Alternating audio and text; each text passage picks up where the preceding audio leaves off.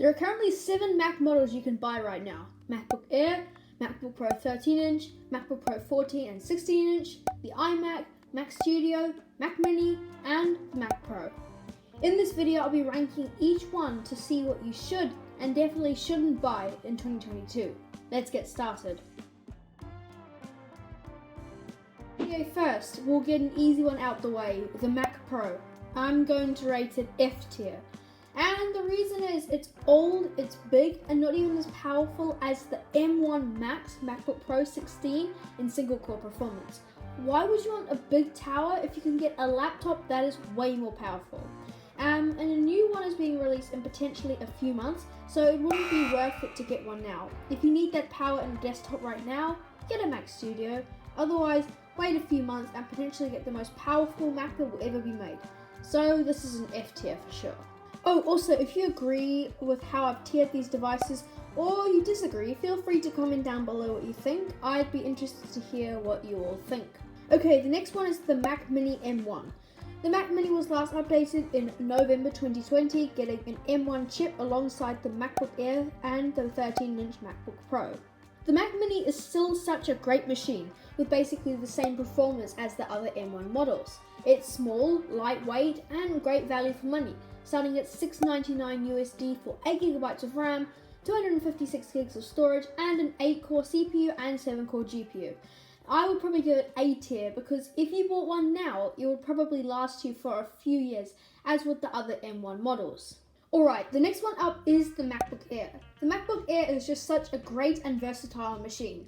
So many people have one. Business people, video editors, students. It's a laptop that will work for everyone. The fact that the MacBook Air is light and thin is one of the key selling points of how the MacBook Air is the most selling Mac model. 6.3 million were sold in Q3 2021. The M1 chip has also been a main reason of this success. Compared to the MacBook Air 2018, CPU performance is 3 times faster, graphics are 5 times faster, and all of this while battery life has been extended since the M1 is way more power efficient than Intel chips. The MacBook Air is no doubt the best Mac you can buy. However, not because it's the most feature-packed Mac on the market. Instead, it's because it offers the features that are the most important to the most buyers, because it comes without the extras you may find unnecessary. For this, you'll spend less money. About money, it costs $999 US for 8GB of RAM, 256GB of storage, and an 8-core CPU and 7-core GPU. I edit on a MacBook Air configuration exactly the same, except I have 16GB of RAM instead of 8, so it can handle intensive tasks like this. On that basis, I rate the MacBook Air S tier because of how versatile it is and how it is future-proof just like the Mac Mini. The next one up is the MacBook Pro 13. Now I'm going to rate this D tier for a few simple reasons. There are a few differences between the 13-inch Pro and Air, but just enough that could sway your decision. With the more expensive model, you'll receive a touch bar with Touch ID and better battery life, around 20 hours versus 18 on the Air. In addition, the Pro provides 500 nits of brightness instead of the Air's 400 nits. The Pro has a fan, so if you were doing intensive work, it may be able to handle it better than the MacBook Air with a different cooling system. In terms of audio, the 13-inch MacBook Pro comes with stereo speakers with a high dynamic range, support for Dolby Atmos playback, and a studio quality 3 mic array with a high signal-to-noise ratio. Finally, the Pro weighs 1.4 kilograms versus the Air's 1.29 kilograms. Starts at $1299 US for 8GB of RAM, 256GB of storage, and an 8-core CPU and 7-core GPU. If you don't care about the touch bar and can live with 2 hours less battery life, it's probably wise to save some money and go for the MacBook Air instead. Or you could save up a bit more and get an M1 Pro MacBook Pro for $700 more. But you could probably get away with the Air unless you're a professional who really needs that power. Moving along with our MacBook Pro theme, we have the MacBook Pro 14 and 16-inch models.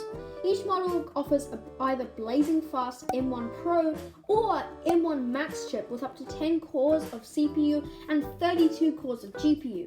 You can select unified memory of up to 64GB and SSD storage of up to 8TB. The 2021 MacBook Pros finally offer a 1080p FaceTime HD camera.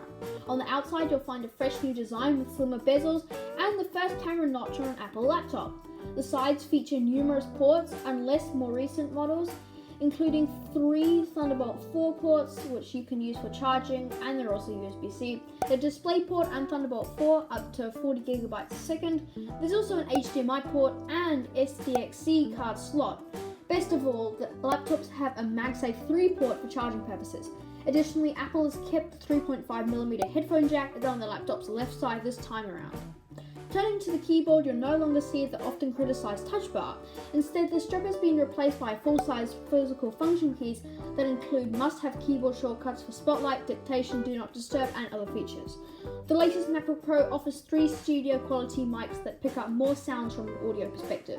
The 3 mic array also uses directional beamforming, making your voice clearer and louder. It also includes a 6-speaker sound system. The speakers provide 80% more bass, with the high-performance tweeters offering clearer, fuller vocals. The impressive sounds are most noticeable when using spatial audio. There are a few negatives associated with both the 14-inch and 16-inch MacBook Pros. Firstly, they are costly, and even more so when adding more memory and storage. They only come in 2 colors, which will bother many looking to move beyond some shade of grey and silver. And finally, these are expensive devices. The M1 Pro 14 starts at $2,000 and if you spec it up to its full potential, it costs $6,100. With that, you could buy 34 pairs of AirPods 3 and 14 iPhone SEs. So on that basis, I would give it a B tier. It's a great machine, but not for everyone. Okay, the next one up is the iMac 24-inch. The iMac 24-inch sports a beautiful 24-inch 4.5K Retina display, which is a big step up from the 21.5-inch before it. You can now get full 480 by 2520 resolution at 218 pixels per inch, with support for 1 billion colors. It has support for up to 500 nits of brightness, wide color, and true tone. It's also incredibly thin at only 11.5mm, so it vanishes from the sides. The overall volume of Apple's new iMac is 50% less than its predecessors. The power cable now attaches magnetically onto the back of the display with a highly durable and braided 2-meter cable. The Ethernet plugs directly into the power adapter since there is no Ethernet port to the back since it's too thin. Another considerable change with the latest iMac is its 7 shiny dual-tone colors: blue, green, pink, silver, yellow, orange, and purple. However, if you want yellow, orange, or purple, you'll have to opt in for the mid or high-end models. The front of the iMac and the base have a light pastel hue, while the edges and the back are darker, except silver, which is one shade. These new iMacs are equipped with a color-matching Magic Keyboard and Magic Mouse. There's also an option to upgrade to a Magic Keyboard with Touch ID, allowing you to finally use your computer with fingerprints. Apple has finally ditched Intel processors on its main desktop computer, replacing it with an M1 chip. This means you get 8 cores, 4 for performance and the other 4 for efficiency. The M1 boasts a 1080p FaceTime camera with an M1 ISP.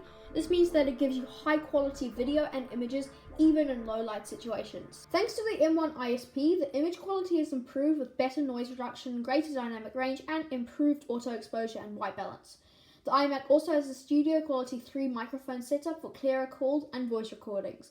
As far as ports, the base level iMac comes equipped with 2 Thunderbolt USB 4 ports, but you can get 2 more USB 3 ports with the mid and high tier versions.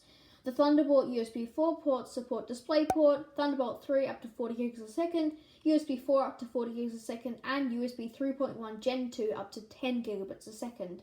That's a lot. You will need adapters sold separately for Thunderbolt 2, HDMI, DVI, and VGA. The base model is configurable with Gigabit Ethernet, but the mid and high level models come standard with Gigabit Ethernet. The base model starts at $1,299 for the base model and $1,499 for the middle configuration, which is probably the one you want to get. So I'm going to rate the M1 iMac an A tier. And last but not least, the Mac Studio. The Mac Studio is the best professional grade computer Apple has ever created, at least until the Mac Pro gets an update. Looking every bit like 2 stacked Mac Mini units, the Mac Studio is packed full of features that make it an excellent product. You can either configure it with a powerful M1 Max or even more powerful M1 Ultra chipset. From there, you can choose up to 128 gigs of unified memory, up to a 20-core CPU, and up to 64 cores of GPU. For the complete package, it is recommended you also buy the Apple Studio display, which is available with standard or nano-textured glass. It's a 27-inch 5K Retina, and it features a 12-megapixel ultra-wide camera with center stage, studio-quality mics, and a 6-speaker sound system with spatial audio. This is probably the best Apple computer you can get right now, but it is extremely expensive. The base model starts at $2,000 US, and if you spec it up to its full potential, you'll be looking at $8,000 US. Talk about an expensive computer. So with this in mind, I rate the Mac Studio C tier. It's a great computer, but only for a small, niche market of creative professionals. Okay, so this is the final tier list. We have the MacBook Air at S tier, the best one of the lot. We have both the Mac Mini and M1 iMac in A tier. The MacBook Pro 14 and 16 are in B tier. The Mac Studio gets a C tier, D tier for the MacBook Pro 13, and finally the Mac Pro in F tier. We knew from the start that the Mac Pro was at the bottom. Alright, thanks for watching. I'd be interested to see how you guys score the Mac lineup in the comments down below. Make sure to subscribe, turn on notifications, and hit the like button. See you in the next video. I recorded this video a few days before WWDC. A new MacBook Air and MacBook Pro 13 were released at WWDC if you haven't heard about it already. There's a video coming out about it on the channel soon, but I just want to say that if you watch my video, you will see my tier list scoring is the same. The new MacBook Air is still at S tier, you should buy it. The MacBook Pro 13, however, is still at D tier. It is really bad value for money. Go watch my full video to learn more about the announcements and these new computers with M2.